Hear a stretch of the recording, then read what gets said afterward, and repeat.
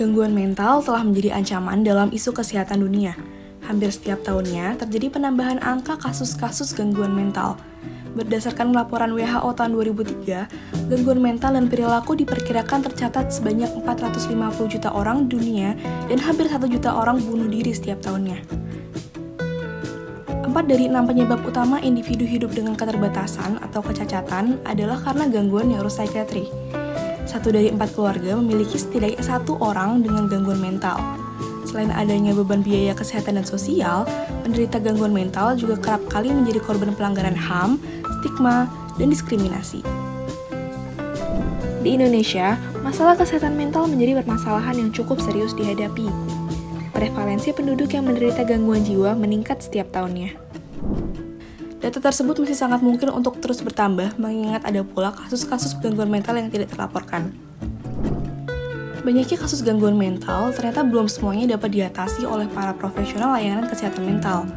Di berbagai daerah masih terdapat para pasien yang sama sekali tidak tertangani atau bahkan diantaranya didiagnosis secara tidak tepat, sehingga menghabiskan banyak biaya. Ada beberapa faktor yang dapat menghambat sampainya layanan kesehatan mental kepada masyarakat. 2 di antaranya adalah faktor ketersediaan atau availability dan faktor aksesibilitas atau accessibility layanan kesehatan mental.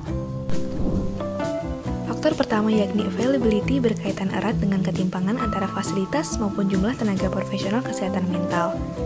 Berdasarkan data dari Riskesdas dan data dari Ikatan Psikologi Klinis, jumlah psikolog dan psikiater di Indonesia masih sangat sedikit dan tidak terdistribusi secara merata. Sementara, standar yang ditetapkan WHO adalah 1 tenaga kesehatan mental melayani 30.000 orang atau 0,03 per 100.000 populasi. Hal ini mengindikasikan bahwa Indonesia masih kekurangan tenaga profesional kesehatan mental. Faktor kedua adalah aksesibilitas, yang berkaitan dengan keterbatasan akses layanan kesehatan mental bagi sebagian besar masyarakat. Biaya layanan menjadi salah satu halangan bagi sebagian besar masyarakat. Akses sampainya layanan kesehatan mental kepada masyarakat juga terhambat karena adanya geographic barrier sehingga akses transportasi menuju layanan kesehatan mental menjadi sulit. Lebih jauh, tenaga kesehatan mental juga cenderung terpusat di kota-kota besar sehingga kurang mampu menjangkau ke daerah pedesaan atau rural. Hambatan-hambatan tersebut ternyata diperparah dengan adanya pandemi COVID-19, di mana banyak terjadi krisis layanan kesehatan mental di berbagai belahan dunia, terutama di awal-awal masa pandemi. Masyarakat mengalami kesulitan akses karena adanya keterbatasan sebagai akibat dari pencegahan penyebaran virus secara lebih meluas. Lebih parahnya lagi, kasus-kasus gangguan mental juga semakin meningkat dengan adanya pandemi COVID-19. Berangkat dari berbagai hambatan dan keterbatasan tersebut, dibutuhkan suatu solusi yang efektif dan efisien. American Psychological Association pada tahun 2013 mengenalkan istilah telepsychology, yaitu bentuk layanan psikologi menggunakan teknologi telekomunikasi. Ada beberapa istilah yang digunakan untuk menjelaskan pemanfaatan teknologi informasi dan komunikasi dalam pengembangan layanan kesehatan. Hal ini menjadi tantangan untuk dapat menyamakan konsistensi definisi serta standar yang jelas. Telepsikologi dapat difungsikan sebagai penyedia informasi kesehatan mental, screening dan assessment, pemberian intervensi, dan juga sebagai dukungan sosial. Adanya kemajuan teknologi juga memungkinkan dilaksanakannya pelatihan-pelatihan kepada tenaga kesehatan mental yang diadakan secara online sehingga dapat lebih mudah diakses secara lebih luas. Dalam beberapa dekade terakhir, layanan kesehatan mental berbasis teknologi mengalami perkembangan yang sangat pesat.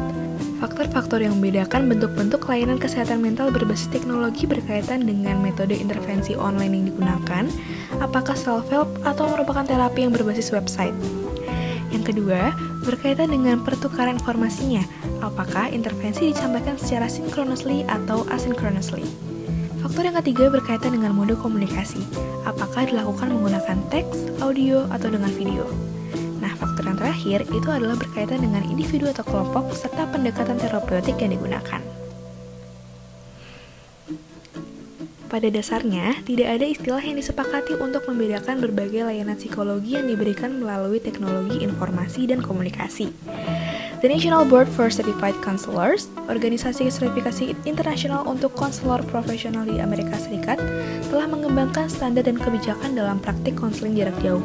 Organisasi ini juga menjelaskan adanya berbagai metode pemberian layanan profesional jarak jauh, yaitu layanan berbasis telepon, email, percakapan, video, dan jejaring sosial. Yang Yang pertama adalah layanan berbasis telepon. Layanan berbasis telepon merupakan penerapan bentuk konseling jarak jauh pertama yang telah dilakukan sejak beberapa dekade terakhir. Berunut kepada histori, konseling telepon merupakan evolusi dari layanan psikiatris dan pengalaman triase medis. Pada akhir tahun 50-an, hotline krisis pencegahan bunuh diri mulai berkembang di Eropa dan Amerika Serikat. Seiring berkembangnya waktu, layanan tersebut terus dikembangkan oleh tenaga medis lain, termasuk untuk layanan konseling. Selanjutnya, ada layanan berbasis email yang cukup populer dikembangkan oleh para penyedia jasa konsultasi online. Survei menunjukkan bahwa email digunakan di 71% dari semua konseling online yang digunakan.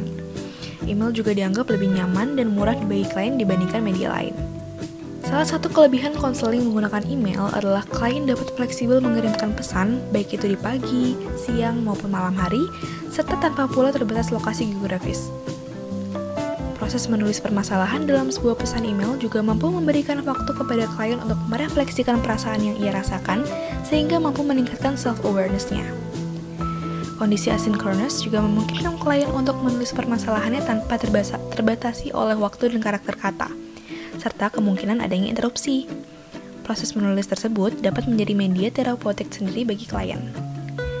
Nah, dari sisi konselor juga dapat menggunakan pilihan kosakata yang terapeutik, seperti penggunaan idiom, metafora, dan analogi yang kreatif untuk membangun dan mempertahankan aliansi terapeutik. Terlepas tidak adanya isyarat nonverbal yang dapat diobservasi, namun melalui tulisan di email, konselor juga dapat menginterpretasikan isyarat berbasis teks dan kosakata yang dituliskan oleh klien. Komunikasi secara tidak langsung tersebut dapat memiliki intensitas dan keintiman berupa text-based bonding. Selanjutnya adalah layanan berbasis chat. Studi yang dilakukan oleh Malan et al. Menunjukkan bahwa konseling online berbasis synchronous chat tetap dapat mampu membentuk aliansi terapeutik antara klien dengan konselor. Studi telah menemukan bahwa terlihat efek positif yang signifikan dari konseling berbasis synchronous chat. Kemudian, dikembangkan terapi cognitive behavior yang disampaikan melalui synchronous chat bagi individu dengan cacat fisik kronis di Kanada. Hasilnya, partisipan di kelompok eksperimen menunjukkan skor tingkat kesepian yang jauh lebih rendah secara signifikan dibandingkan dengan kelompok kontrol pada pengukuran post-test.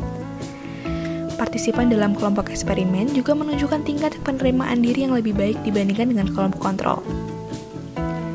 Dalam penggunaan aplikasi synchronous chat, konselor juga dapat menggunakan emoticon sebagai bentuk ekspresi emosi. Emoticon dapat digunakan konselor untuk merefleksikan emosi yang dirasakan, salah satunya sebagai ungkapan rasa empati dan pemahaman terhadap apa yang dirasakan klien. Berikutnya, layanan berbasis video conferencing. Beberapa studi menunjukkan bahwa klien pengguna layanan video conferencing mengaku puas dan bahkan terkadang lebih dipilih daripada konseling tatap muka langsung. Berdasarkan studi, berbagai layanan video conferencing saat ini telah digunakan dalam berbagai bentuk terapi dan diberikan kepada populasi yang beragam. Selain adanya tingkat kepuasan pengguna yang baik, video conferencing psikoterapi terbukti memiliki hasil klinis yang ekuivalen dengan psikoterapi tatap muka. Efektivitas terapi melalui video conferencing juga sejalan dengan studi-studi sebelumnya yang menunjukkan bahwa tidak ada perbedaan yang signifikan antara pemberian terapi melalui tatap muka dengan video conferencing. Ada pula pengembangan layanan kesehatan mental berbasis jaringan sosial. Pada awalnya, banyak perusahaan yang telah menyadari bahwa media sosial dapat memiliki pengaruh yang signifikan dalam mempromosikan produknya. Hal inilah yang kemudian dilihat pula oleh para penyedia layanan kesehatan mental. Pengguna jejaring sosial dirasa dapat memberikan kesempatan yang lebih luas dalam menyampaikan informasi kepada masyarakat, dapat memfasilitasi integrasi perawatan yang mampu meningkatkan manajemen harian pasien dengan kondisi penyakit kronis. Secara lebih jauh, jejaring sosial juga dapat digunakan untuk menerapkan dukungan perawatan diri secara efisien dan efektif. Integrasi fitur jejaring sosial juga akan mampu meningkatkan intervensi, dan hal ini dilaporkan sebagai komponen yang penting. Studi systematic review yang dilakukan oleh Rideout dan Campbell menunjukkan bahwa kaum muda juga sangat memandang intervensi berbasis social networking sites atau SNS sangat bermanfaat, menarik, dan mendukung. Banyak dari mereka yang memanfaatkan situs jejaring sosial untuk mencari pengetahuan dan dukungan peer-to-peer. Meskipun pada awalnya menghadirkan pro dan kontra, namun layanan telepsikologi dapat menjadi salah satu langkah solusi yang menjanjikan. Temuan-temuan menarik pun membukakan mata para penyedia layanan kesehatan mental. Banyak studi menunjukkan adanya ekuivalensi antara intervensi berbasis teknologi komunikasi dan internet dengan intervensi tatap muka langsung.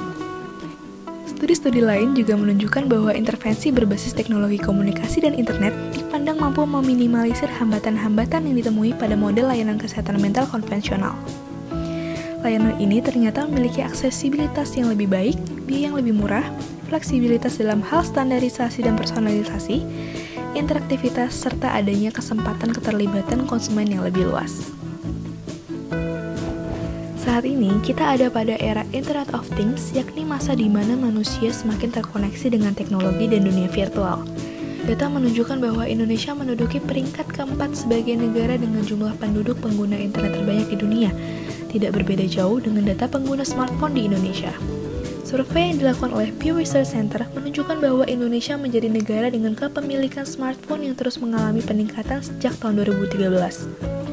Fakta tersebut membuka perspektif bahwa pengembangan telepsikologi menjadi satu peluang besar dan optimistik untuk dilakukan di Indonesia.